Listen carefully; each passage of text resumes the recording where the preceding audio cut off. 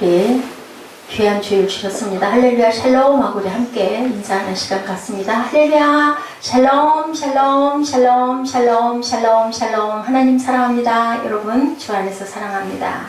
택함 받은 자의 사명입니다. 사명이라는 제목으로 우리 사도행전 10장 34절에서 44절까지 합독했습니다. 예, 어떻게 해요? 먼저 택함 받았으니까 우리는 전할 사명, 그게 꼭 전도자들, 특별한 어떤 목회자들에게만 필요한 게 아니라 저와 여러분 모두에게 하나님께서 주신 말씀이죠. 먼저 너희는 났으니 전해라 라는 거예요. 무엇을? 하나님의 말씀을. 그래서 우리 자녀를 뭘로? 믿음으로 양육하라고 말씀을 하죠. 너희들은 다 그 사명을 받았다고 성경이 분명히 증거하고 있습니다. 그렇기 때문에 우리는 항상 때를 얻든지 못 얻든지 내 자녀에게, 내 가족에게, 내 이웃에게 전해야 되는데 편견을 가지고 있다라고 말씀을 하고 계시네요. 고정관념, 어떤 거예요? 딱 거기 그냥 못 박혀 있는 거. 이게 맞아 라고 주장하는 거. 그리고 어떤 편견은 한쪽으로 치우쳐서 내 생각이 맞다라고 고집하고 주장하는 것이 편견이죠. 오늘 고정관념 한 시대 문화가 공통적으로 가지고 있는 다른 생각이나 믿음이다 라고 이렇게 말씀합니다. 가장 심각한 문제가 바로 편견이다. 잘못된 선입관과 고정관념이 고촉화된 것이 바로 편견인데 언제나 그 편견은 잘못되어 있다는 것을 우리가 알아야 된다. 근데요, 제가 편견에 빠져 있으면 그걸 깨달을 때까지 광야 40년을 돌아요.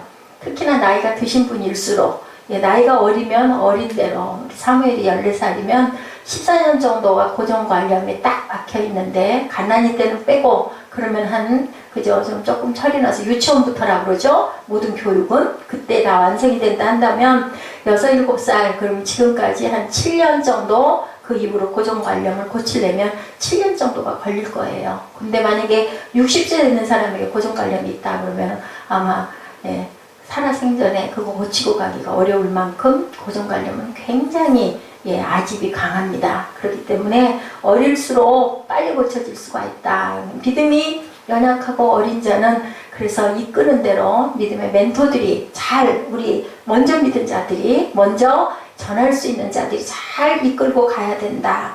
자, 3년 동안 예수님과 동행했던 누구? 제자들. 제가 아까 세빈 예배 때도 말씀드렸어요. 12제자 중에는 베드로와 같은 자가 있었는가 하면 도마와 같은 자도 있었고 또 누가 있어요? 가룟 유다 같이 3년을 뭐를 맡았어요? 돈 괴를 맡았던, 지금으로 보면은 회계를 맡았던, 그죠? 굉장히 중요한 자리에 있는, 교회에서 행정에 있어서 회계를 맡는 사람처럼 정직해야 되고 믿을 수 있어야 되고 신실에 대한 사람도 없는데 그런 사람이 예수님을 은화로 팔아먹는 사건도 일어납니다. 뭐 때문에 그랬을까요? 바로 고정관념과 편견 때문에. 이 나라를 구원할 메시아가 온다면 메시아의 모습은 당신과 같은 모습이어서는 안 된다. 이 나라를 완전히 활칵 쿠데타를 일으켜서 뒤집어 엎어서 우리들이 잘 사는 나라를 만들어주는 왕으로 오는 사람이어야 되는데 어떻게 오신 예수님은 뭐예요? 사사 껌껌 보니까 가난하고 병들고 헐벗고 귀신 들린 자들만 구석구석 찾아다니면서 그 사람들만 고칠 뿐이지 나라를 뒤집을 생각을 안 하거든요. 그러다 보니까 보다 안 돼가지고는 저건 메시아가 아니야 이런 마음이 든 거죠. 누구 마음에? 가룟 유다 마음에. 결국 어떻게 됩니까? 그것은 하나님이 미리 알고 계셨던 하나님의 큰 역사이셨고 그것에 뭐가 들어가서 사단이 가룟 유다 속에 들어가서 결국은 예수를 팔고 그 팔림에 예수께서는 하나님의 뜻을 알았기 때문에 순종하고 그러함으로 인류를 구원한 사건도 사실은 한 사람의 고정관념으로 편견으로 일어난 것이라는 것. 뭘까요? 누군가를 죽이기도 하고 살리기도 하는 편견과 고정관념에 대한 얘기입니다. 이방인에 대한 심각한 편견을 베드로가 갖고 있었어요. 그런데 그것을 하늘에서 보자기를 씌운 바구니가 내려옴으로 인하여 성령께서 알게 하셔가지고 이제는 이방인인 저 고넬료에게도 내가 말씀을 증거해야 되겠구나 라는 그런 내용이 오늘 본문의 내용입니다. 백부장이죠. 고넬료는 백부장이면요, 여러분들 그 고넬료 아래 적어도 병사들이 500~600명 이상을 지닌 1000명이 안 되는 사람을 지닌 대장이 백부장이에요. 천부장 나오죠? 천부장은 수천 명을 지닌, 뭐 예를 들면 군대로 얘기하면은 사령관 같은 사람이 아닐까. 제가 그 군대에 대한 거를 가보진 않아서 잘은 모르겠지만 여러분들 계급적으로 보시면 될 거예요. 몇백 명, 뭐 무슨 뭐 부대장, 뭐 연대장 있죠. 그래서 뭐 중위, 대위, 뭐 직책에 따라서 그 밑에, 그죠? 그 병사를 거느리는 숫자인데, 백부장은 수백 명을 인솔하는 그러한 대장이었습니다. 근데 백부장 고넬료라는 사람이 복음으로 변화를 받아서, 아까 우리 성경 말미 이루었죠? 다 세례를 받았다. 그리고 44절에서 48절에 보니까 어떻게 해요? 명하여 예수 그리스도의 이름으로 세례를 베풀리라 하니, 그들이 베드로에게 며칠 더 머물기를 청하니라. 세례를 베풀 뿐만 아니라 뭘 받았을까요? 성령을 받았겠죠? 예, 이렇게 성령 받는 사건. 그래서 누구에게도, 이방인에게도 성령이 들어갔다. 예, 고급 장교라고 제가 말씀드렸어요. 자, 유대인이 중요시하는 기도와 구제와 금식도 성실히 행하는 사람 누구였다? 고넬료였다. 누군데? 이방인인데 헬라인이에요. 유대인이 아니고 이 사람은. 근데 그가 어느 날 환상을 봅니다. 하나님의 천사가 오죠. 요바에 있는 베드로를 너희 집에 초청하여라 라고 이렇게 말씀합니다. 그 말씀에 순종해서 고넬료가 베드로를 모시러 간 사건이 오늘 본문의 사건이에요.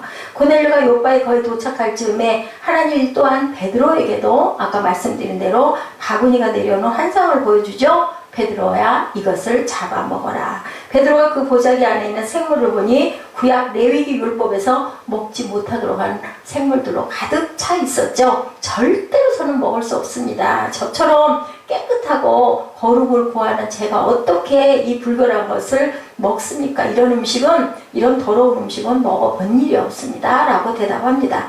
철저하게 유대인으로서 음식 먹는 법을 지켜왔던 베드로가 그 대답하는 것은 당연해요. 우리가 그 시절에 살지 않아서 무슨 음식 먹는 게 되게 뭐 그렇게 별일이 아닌데, 정말 그때는 율법으로 레위기에 보면 먹을 것과 먹지 못할 게 아주 정확하게 구분이 돼 있고, 지금도 유대인들이 그 뭐 앞에 콧갈 다진 그 동물들을 먹지 않는 풍습이 지금도 아주 지독한 유대인들은 그대로 행하고 있습니다. 문제가 있는 거죠. 베드로가 대면하여 있는 바니 누구예요? 하나님이 먹으라고 그러세요. 율법을 주신 분이 율법을 넘어서는 명령을 지금 하고 계신 거예요. 괜찮다, 먹어라. 근데 베드로는 그럴 수 없습니다 라고 대답하죠. 베드로는 율법을 주신 분보다 율법을 더 중요시 생각하게 돼버렸어요. 아까 말씀드린 대로 고정관념에 꽉 사로잡혀 있는 거죠. 그렇게 흘러왔기 때문에 하나님이 주신 율법이 하나님보다 더 중요하다라는 고정관념이 완전히 편견이 되어버린 그런 상황입니다. 하나님은 베드로의 편견을 깨뜨리기 위해서 환상을 3번씩이나 반복했었죠. 참 3번이라는 숫자가 묘하죠. 뭐 꿈에 3번 보였다, 뭐 7번 보였다. 완전 숫자죠. 3이라는 것은, 예, 그랬을 때 하나님이 무슨 말씀을 하시는지를 몰랐는데, 예, 고넬료를 딱 보는 순간, 아, 그것 때문에 내게 이런 바구니 환상을 보여주셨구나라는 것을 깨달아요. 다행이죠. 베드로가 깨달은 것을 왜 깨달았을까요? 성령 받은 변화된 사람이기 때문에. 이게 옛날에 다 굴기 전에 나는 저 사람을 모릅니다 했던 당시 같았으면 절대로 못 깨달았을 거예요. 중요한 것은 성령이 우리에게 임하시면 다 깨달아지고 알게 되고, 그리고 그러다 보니까 아니까 우리가 순종할 수 있는 마음이 생기는 거죠. 자, 편견은 성령 안에서 하나님의 특별한 계시를 통해서 깨뜨려야 된다라는 것을 보여주세요.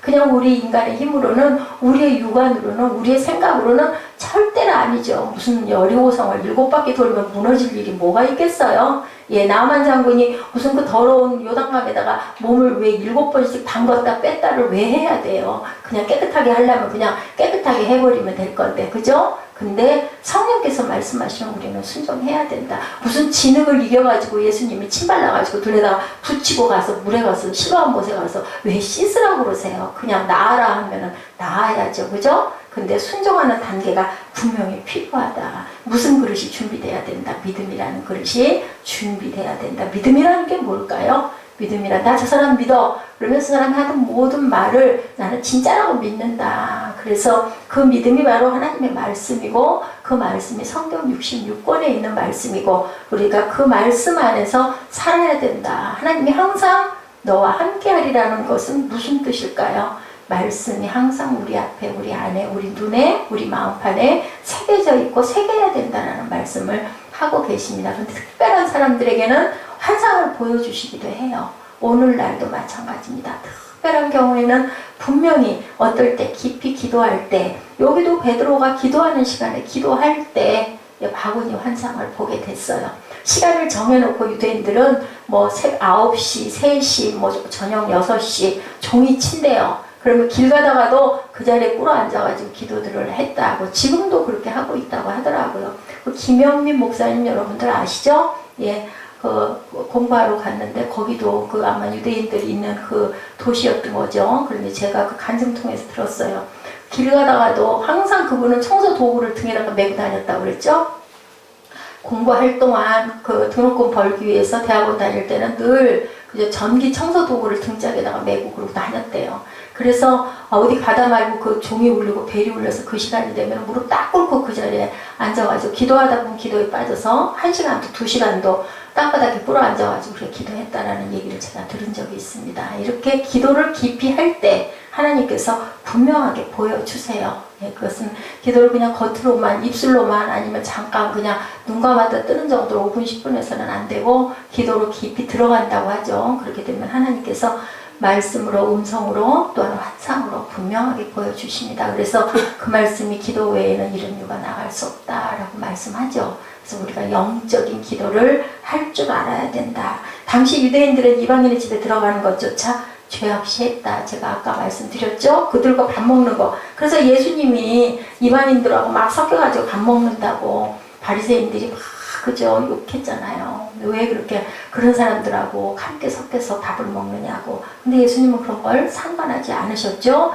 자, 이방인들을 뭐라고 불렀다고요? 개라고 불렀어요. 개라고. 사마리아인들 특히. 왜냐면 그때 블레셋의 민족들이 거기 들어와서 혼혈을, 블레셋이 의도적으로 민족으로 혼혈을 만들어 놨기 때문에 유대인의 피가 아니다, 섞였다, 더럽다, 저들하고는 눈도 마주치면 안 되고 고개도 그쪽으로 돌리면 안 되고 개라고 그러죠. 특히 여성들, 그죠? 혼혈이 돼가지고 막 섞였기 때문에 사람 취급을 안 했어요. 그 사마리아 여인 우물가에 물 길러 가서 예수님한테 왜 나 같은 이런 사람에게 왜 물을 달라고 하십니까? 말씀하는 게 그게 바로 그래서 그런 거예요. 아무도 유대인이 자기에게는 말을 붙이지 않는데 사마리아 여인에게는 부끄러워서 물도 떼 앞에 아무도 안 다닐 때 나가서 물 들리잖아요. 다들 경멸하니까. 이랬는데 예수님이 만나시고 사람이 변화되는 사건이 일어나죠. 심각한 유대인 랍비는 이방인 산모가 애를 낳다가 죽게 생겨도 쳐다보지도 않아요.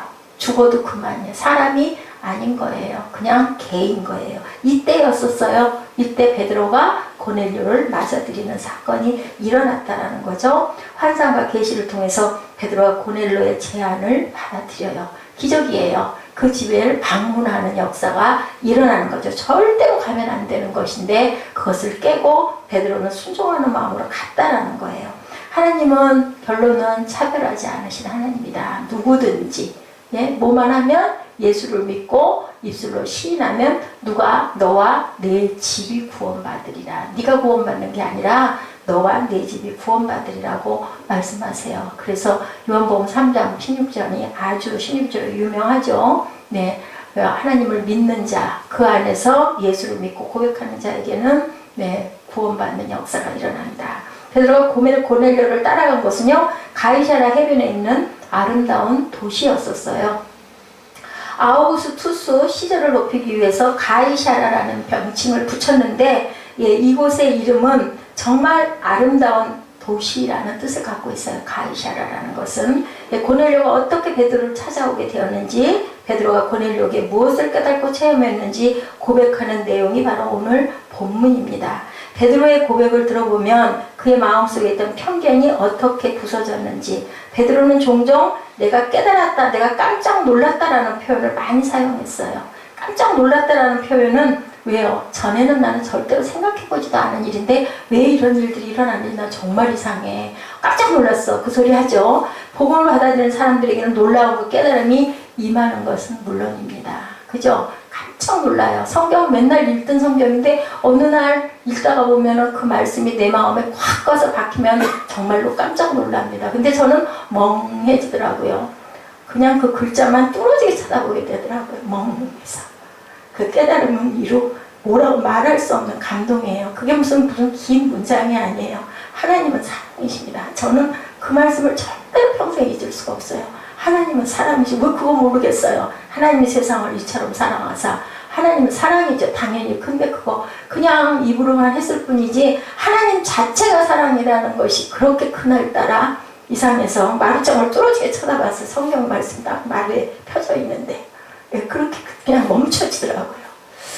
하나님께서 이렇게 역사하십니다. 여러분도 성경 그냥 예사로 그냥 아는 구절인데 하지 마시고 어느 날 어느 시에 다릅니다. 이렇게 말씀이 내게 오는 감동이 꼭 성경을 읽으시기 바랍니다. 그래서 정해놓고 주무시기 전이든 아니면 내 가장 여가가 있는 시간에 하루에 한 석 장씩이라도 너무 힘들면 그냥 신약 쉬운데 뭐 요한복음이든 로마서든 이런 거를 그냥 정해놓고 하루에 석 장씩 이런 식으로 읽다 보면 나중에 끝이 분명히 오겠죠. 그러면 한 번 성경 전체를 통독할 수도 있습니다.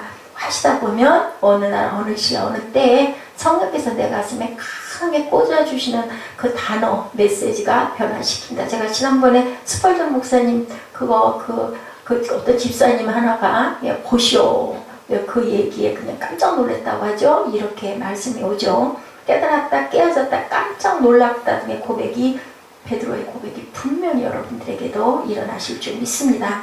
복음을 전하는 자는 반드시 변화돼요. 변화되지 않으면 성령을 받은 사람이 아니죠. 그건 무엇이 변화되고 무엇이 깨졌나 봅니다. 첫째, 그는 자신 안에 있는 인종적인 편견이 깨어졌죠. 아까 말씀드렸죠. 하나님이 모든 사람들을 받으신다라는 것을 깨달았다. 우리 유대인에게 뿐만이 아니라 헬라인에게도 이 복음은 전해야 되고 그들도 침례를 받아야 되고 성령의 역사가 분명히 일어나는구나 라는 걸 깨달았다는 거죠. 34절 35절이죠. 이제야 내가 깨달았습니다. 참으로 하나님께서는 사람을 겉모형으로 차별하지 않으시고 하나님을 경외하고 의를 행하는 사람이라면 어떤 민족이든지 받아주신다는 것을 내가 믿나이다 라는 고백을 하게 됐다. 이런 깨달음이 우리에게 있어야 할 줄로 믿습니다. 이런 깨달음으로 살아가시기 바랍니다. 이 깨달음이 있다면 절대로 사람을 차별할 수가 없죠. 그죠? 뭐 대단한 사람이든 연약한 사람, 특히 연약한 사람들을 더 보호하고 더 사랑하고 그 편에 더 서줘야겠죠. 왜요? 예수님께서 그렇게 하셨기 때문에. 자, 누가 조금 사투리만 이상하게 써도 그 사람 약간 경멸하는 눈으로 이렇게 내려다보잖아요. 뭐 그 사람이 보기에 겉으로 보기에 대단해 보였는데 뭐 출신 성분이 별로였다, 뭐 학벌이 별로다 이런 거 알게 되면 에이 그랬어 어쩐지 이렇게 되는 거죠. 이게 바로 고정관념과 편견입니다. 어려운 상황에 처하면 더더군다나 이렇게 편견. 특히 우리나라 사람들은 약한 사람에게 강하고 강한 사람에게 약해지는 그거 우리는 깨뜨려야 됩니다. 절대로 그래서는 안 돼요. 좀 쭈뼛쭈뼛하고 어눌하고 뭔가 좀 이렇게 허둥지둥거리고 이런 사람들을 우리가 잘 이렇게 친절하게 섬기고 인도해 줄 줄 알아야 되겠죠. 외국인 노동자들 우리 어땠어요? 그죠? 20-30년 전만 해도 외국에 가가지고 거기 이민만 가면 막 출세했다고 여길 만큼 제일 많이 했던 게 세탁소라고 그러죠. 예, 그렇게 했을 때 인종차별 엄청 받았고 그죠? 대한민국 코리아라고 그러면 코리아 잘 알지도 못했고 근데 지금은 어때요? 어느 곳이나 다른 사람들은 비자가 있어야 가는데 우리나라는 그냥 풀 패스되는 나라들이 엄청 많아졌어요. 국위가 선양됐기 때문에. 그런데 정말 우리가 거꾸로 우리가 받았던 그 서러움을 외국인들 들어와 있고 다문화 민족들이 이제 많이 들어옵니다. 그럴 때 그들을 따뜻한 시선으로 바라볼 줄 알아야 된다. 특히 조선족들. 근데 토산품점 같은 데 가보면 사람은 똑같이 생겼는데 말하는 말투나 어떤 이해를 잘 못하더라고요. 뭘 물어보면은.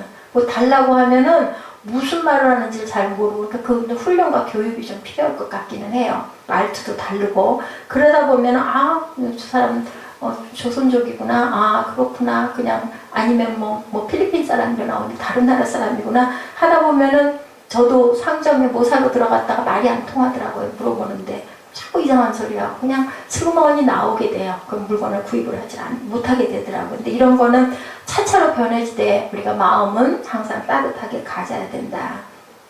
자, 저 사람들에게까지 복음을 전해야 할 필요가 있을까? 이 편견이 이랬었는데 그만 누가 깨뜨려 주셔요? 하나님께서 깨뜨려 주시죠. 우리만 믿으면 됐지. 우리 가족 구원받았으면 됐지. 뭐 구태여. 안 믿겠다는 사람, 모른다는 사람한테까지 가서 그냥 예수 믿으세요, 하나님 믿으세요, 아이고 귀찮아, 그 사람들도 귀찮아해, 이런 마음을 절대로 가지면 안 된다.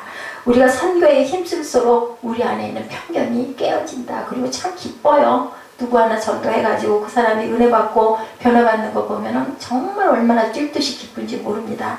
하나님은 우리의 도움 없이도 모든 것을 행하실 수 있는데도 불구하고 우리를 통해서 하나님의 나라를 확장해 가기를 원하신다. 왜요? 우리를 살려놓으신 이유가, 그죠? 너희들이 너희 나라를 만들어가, 내 나라를 만들어가 라고 말씀하신 게 바로 창세기에 일어난 사건이에요. 너희들이 누구에게? 아브라함에게 말씀하죠. 그 말씀이 저와 여러분에게 민족이 창대해질 것이다. 하늘의 별처럼 땅의 모래처럼 모두 어떤 민족이? 믿는 민족이에요. 믿는, 나를 아는 민족들을 너희들이 이것을 행해라 라고 하죠. 사도행전 11장 2, 3절이에요. 당신이 어떻게 할례 받지 않은 사람들의 집에 들어가 그들과 함께 식사를 할 수 있어? 라고 묻죠. 베드로가 예루살렘에 올라갔을 때 할례 받은 신자들이 그를 비난하면서 하는 얘기입니다. 어떻게 할례 받지 않는 사람들과 함께 식사를 합니까? 예, 베드로는 유대인으로부터 비난을 받죠. 당시 유대인들은 하나님을 믿는 사람이었음에도 불구하고 더 지독한 편견을 갖고 있다. 때로는 믿는 자들이 더 심하게 볼 때가 너무 많다. 여러분들 대형교회 가가지고, 그죠? 저도 그 전에 신학교 다닐 때 지금도 잊히지가 않는데 깜짝 놀라는 사건들이 가끔 있어요. 거기 직분자들, 뭐 장로님이라는 분들, 그냥 아주 하얀 양복 입고 백구도 신고 너무 멋지죠. 아주 깔끔합니다. 얼굴빛도 너무 좋고. 그런 분들이 조금 어눌하고 조금 허술하고 그러면요, 나가 이래요. 교회에서 그건 있을 수 없는 일이거든요. 그거는 그 교회가 잘못된 게 아니라 사람이 잘못된 거라는 것을 우리가 또한 알아야 됩니다. 그래서 조금 힘있고 세력이 있는, 아니 대다수의 교회가 그렇지 않아요. 근데 가끔 때로는 별별 사람들이 다 있다 보면 그냥 자기의 권위, 나는 장로니까, 나는 대한민국에서 알아주는 이런 장로다, 내가 누군지 알아? 당신 난 누군 줄 알아? 이런 거죠. 이래서는 절대로 안 된다. 예수님은 절대 그러지 않으셨죠. 하나님께서 이방 사람들에게도 생명 없는 회개를 허락하신 거예요. 사도행전 11장 18절에 말씀합니다. 그들이 성령 안에서 있었기 때문에 깨달을 수가 있었고, 성령 안에 있는 사람은 편견을 얼른 비울 수 있어요. 왜냐하면 하나님이 깨닫게 하시니까. 내가 고집 부릴 일이 없죠. 여러분들 부모님 말씀 잘 듣는 자녀는 잘 돼요. 지가 고집을 벅벅 부리면 부릴수록 광야를 자꾸 돌아야 돼요. 뭐 지가 알아봤자 얼마나 알겠어요. 세상에 태어난 지 얼마나 됐다고. 아무리 못 배운 무식한 어머니라도, 샷한꼴 할머니라도 자식 잘 되게 하는 것은 다 똑같아요. 그렇기 때문에 절대로 부모님 말씀을 순종하고, 잘 이해가 안 되더라도, 제가 아까 예지 보고 물어봤어요. 예, 엄마가 너 믿니? 그러고 물었더니 믿는다고 그러더라고요. 너는 엄마 믿니? 믿는다고. 그럼 되는 거예요. 그 믿는 거는 어디서 믿음이 와요? 행함에서 와요. 내가 약속했는데 잘 들으면 부족하죠. 꼭 100점짜리가 되라는 게 아니거든요. 너 이거를 해라 했을 때 못할 걸 하라고는 안 하거든요. 근데 열심히 노력하면, 아, 쟤는 내가 시키면 그래도 열심히, 100점은 아니어도 그래도 열심히 하느라고 하는구나. 그게 보이면 믿음이 생겨서, 얘자 했니? 그러면 네. 그러면 아, 했구나. 다시 물어보잖아요. 뭐가 없어져요? 잔소리가 없어져요. 근데 안 하면 계속 얘기하게 되면 그게 바로 여러분이 싫어하는 잔소리가 된다는 거. 여러분들 잔소리 안 하는 부모님 만들려면 말씀을 잘 들으시기 바랍니다. 그래야 앞길이 열려요. 그래야 형통해요. 오늘이 뭐가 된다고요? 미래가 된다고요. 오늘의 내 모습은 과거의 거울이라는 것을 절대로 잊지 마시고, 어저께까지 잘못했더라도 오늘부터라도 작정을 하세요. 변화된 삶을 살아내시기 바랍니다. 자, 둘째, 하나님의 선택을 편의로 생각했던 베드로의 편견이 깨지고 우리를 증인으로 부르신 소명이구나 라는 것을 깨달았다. 누가? 베드로가. 하나님께서는 3일째 되는 날 예수를 살리셔서 사람들에게 나타나게 하시죠. 그러나 모든 사람이 다 본 것이 아니고 하나님께서 미리 선택하신 증인들, 예수께서 죽은 사람들 가운데 살아나신 후에 함께 먹고 마셨던 우리에게만, 바로 우리에게만 보여주셨다. 예수께서는 우리에게 사람들에게 뭐라 하라고? 말씀을 전파하라고. 그죠? 소수의 인원들에게 보여주셔요. 살아있는 사람과 죽은 사람의 심판자로, 그리고 하나님께서 세우신 이가 바로 자기 힘을 증거하라고 40절에서 42절에 말씀하고 있습니다. 하나님이 사흘 만에 다시 살리사 나타나시되 모든 백성에게 하신 것이 아니요 오직 미리 택하신 증인 곧 죽은 자 가운데서 부활하신 후 그를 모시고 음식을 먹은 우리에게 하신 것이라. 본문입니다. 본문 42절 우리에게 명하사 백성에게 전도하되 하나님이 살아있는 자와 죽은 자의 심판장으로 정하신 자가 곧 이 사람인 것을 증언하게 하셨고, 증언이 필요하셨어요. 하나님은. 그래서 증인들을 만들어서 이렇게 고백하게 하셨다라는 거죠. 베드로가 고백한 것은 편애와 특권이 아니라 소명이라는 것을 깨달았다. 아, 내가 이걸 증거해야 되는구나. 내가 증인이 돼야 되는구나 라는 걸 깨달았다는 겁니다. 먼저 믿게 된 것은 우리의 능력이나 탁월함이 아니라 전하라고. 내가 너에게 성령을 부어주었어. 기름 부어줬어. 은혜를 주었어. 그러니 너는 다른 이들에게 전해라. 나팔이 여러분들 웅 불어서 소리가 나야 나팔이지, 소리가 하나도 안 나면 그 나팔은 쓸모가 없어요. 그러니까 내가 너한테 나팔을 하나씩 주었어. 그러니까 너는 소리를 내라는 말씀이죠. 그것은 내 선택이 아니라 누가요? 하나님이 선택하신 거예요. 하나님께서 우리를 사랑하신 분이 누가 먼저 사랑하셨다고 그래요? 하나님이 우리를 사랑하셨다고 그러죠? 그래서 우리에게 그 사랑을 나타내셨다. 하나님의 은혜예요. 하나님의 놀라운 섭리입니다. 저와 여러분이 하나님을 알게 되고 예수를 믿게 되고 예배를 드리게 된 것은 그냥 일어난 일이 아니라 하나님의 예정하심과 섭리라는 겁니다. 하나님이 열매 맺기 위해서 증인이 되라고 우리를 선택하시고 일부만 사랑하고 나머지는 미워하시는 편애가 아니라 먼저 선택해서 열방에 우리를 보내시기를 원한다. 출애굽기 19장 5, 6절에 증거합니다. 세계가 다 내게 속하였나니 너희가 내 말을 잘 듣고 내 언약을 지키면 너희는 모든 민족 중에서 내 소유가 되겠고 너희가 내게 대하여 제사장 나라가 되며 거룩한 백성이 되리라. 네, 어저께 인천 상륙작전이라는 영화를 봤어요. 너무 무섭고 너무 아주 그냥 잔인한 그런 영화여서 정말 보고 싶지가 않았어요. 저는 그런 거 싫거든요. 알긴 아는데. 근데 정말 끝부분에 정말 감동이더라고요. 정말 끝까지 자기 사명을 위해서 그 죽어가면서까지 그거 이제 폭죽을 터뜨려야 메가더 정군이 기다리고 있어요. 인천에 상륙을 하려고. 거기에 막 지뢰를 깔아놔가지고 들어쓰기만 하면 다 터지도록 북한 공산군들이 그거를 그냥 만들어 놓은 그 지뢰밭 그게 있는데 그거를 몸으로 뛰어든 사람이 있어요. 거기를 터뜨려가지고 그것을 자기가 그 몸하고 거기서 죽고 나중에는 그 조명탄을 쏴야 메가더 장군이 그걸 보고 아 올라가도 되겠구나 하는데 조명탄 쏠 그 군병이 죽어가지고 도저히 쏠 수도 없게 목숨이 넘어가려고 하는데도요 그거를 꽉 손에 끌어붙들어 안고 있어요. 그래서 이쪽에 아군이 그 사람 죽은 걸 알고 쫓아가니까 다른 말 할 것도 없이 그냥 그것만 내밀고 죽더라고. 그래서 결국은 조명탄이 쏴지고 메가더 장군이 우리들 알듯이 인천 상륙작전에서 성공을 하죠. 그리고는 공중으로는 비행기가 나르고 땅으로는 탱크가 지나가고 결국은 그렇게 해서 지나간 그 죽은 군인들 모습 쭉 나오면서 끝나는 영화인데요.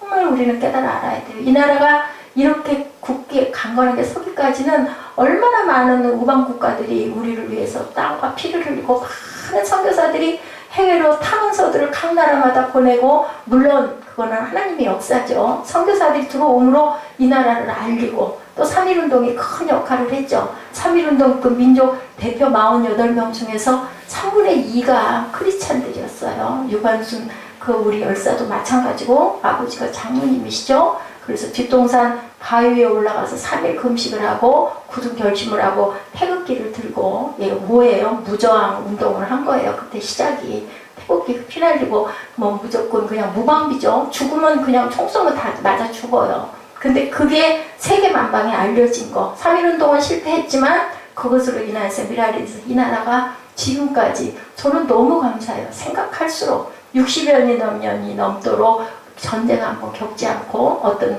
그저 재해 한 번 겪지 않고 여기까지 살아올 수 있게 해주신 하나님 은혜가 얼마나 감사한지 뭐 다 그럴 수 있는데 아니요. 저는 그런 은혜가 너무 감사해요. 이 나라 이 땅에 여기에 태어나서 이렇게 서고 하나님이 또 이렇게 은혜로 여러분에게 전하고 저는 다른 게 없어요. 그냥 하나님 말씀 읽으면서 감동이 너무 와서 그게 은혜가 돼서 여러분에게 전하면서 눈물도 쏟아지고 마음의 감동도 일어나고 살 소망도 생기고 저는 조금 먼저 태어났기 때문에 여러분에게 전하는 거예요. 여러분들 받으셨으니까 또 후대에게 전하고 전한 자녀가 또 다른 주변 이웃에게 전하고 이게 바로 우리의 사명이라는 거. 제게만 사명이 아니고요. 여러분들에게도 분명한 사명입니다. 하나님의 선택은 미리 소유된 백성이 된 것은 제사장이 되라는 거예요. 그래서 베드로전서 2장 9절이죠. 너희는 왕같은 제사장이다. 이제는 휘장이 찢어졌기 때문에 그죠? 선택받은 자가 증인된 소명을 감당하지 않으면 편견에 사로잡히게 된다. 나만 잘 먹고 나만 믿고 살면 되는 게 아닌 거죠. 하나님이 우리만 사랑하신다는 편견을 버려야 하고 또한 동일하게 역사하시는 성령님의 말씀의 부분이 44절부터 48절까지 나타나 있죠. 부활하신 주님이 고넬로에게 직접 나타났어도 전도자로 변해될 것인데 굳이 요바에 있는 사람을 가이사라에 가서 만나라고 한 것. 왜 그랬을까요? 왜 환상을 이렇게 보여주셨을까요? 예, 그 편견들이 깨져야 만방에 하나님의 말씀과 증거가 전해지기 때문에 베드로를 사용하시고 고넬료를 사용하셨다. 그것이 44절에서 47절의 증거입니다. 이 사람들도 우리와 마찬가지로 성령을 받았으니 물로 세례 주는 것을 누가 막을 수 있겠는가? 베드로가 유대인들은 성령 체험을 자신들만 할 수 있다고 생각했던 거예요. 근데 그것이 아니었다라는 거. 그것이 알다 보니까 이제 뭐예요? 온 사방에 하나님 말씀을 증거하게 됐다라는 거죠. 여러분들 우리가 어려움과 고난과 환난이 있죠. 우리의 삶에 누구에게나 부한 사람에게나 가난한 사람에게나 병든 자에게나 건강한 자에게나 건강한 사람은 건강해서 감사하고 아픈 자들은 아파서 하나님께 기도할 수 있고 하나님의 은혜를 느낄 수 있어서 감사합니다. 이 감사를 통해서 이 어려움과 아픔과 질병을 통해서 여러분들 중요한 것은 그 안에 역사하신 하나님을 만나셔서 변화되셔서 주변에 내 사명이 이거구나. 내 이웃에게 내 자녀에게 하나님의 말씀을 열심히 내 행동으로 가르쳐야 되겠구나. 삶이 예배가 되시는 저와 여러분 되시기를 주님의 이름으로 축복합니다. 왜 나만 겪는 고난이라고 우리 찬양하시고 결단하시겠습니다.